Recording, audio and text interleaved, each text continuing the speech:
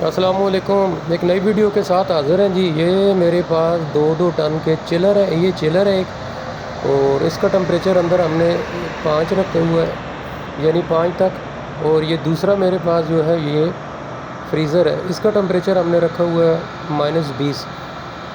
تو آج میں بتاتا ہوں اس کے اندر جو سائڈ گلاس لگتا ہے اس کا کیا مقصد ہوتا ہے، سائڈ گلاس کہاں لگایا جاتا ہے۔ سائڈ گلاس ہمیشہ لیکوڈ لائن پہ لگایا جاتا ہے، یہ کنڈنسر کے بعد جو لائن نکلتی ہے آپ ڈرائر سے پہلے لگا سکتے ہیں اس کو۔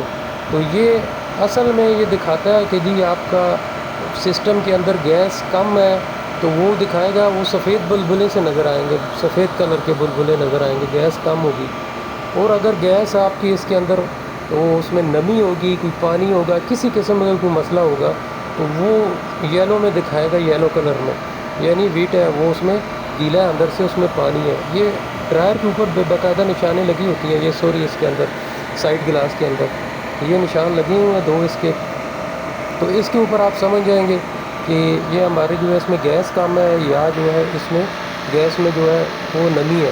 تو ابھی یہ چل رہا ہے، دیکھیں یہ ڈرائی ہے بالکل، اس کا کلر دیکھیں، یہ ایک سائڈ پہ ڈرائی لکھا ہوا ہے، ایک سائڈ پہ ویٹ لکھا ہوا ہے، یہ یلو سے کلر میں، اور گرین کلر میں جو ہے وہ لکھا ہوا ہے، ہلکا گرین میں، یہ دیکھیں یہ لکھا ہوا ہے اس کا ڈرائی۔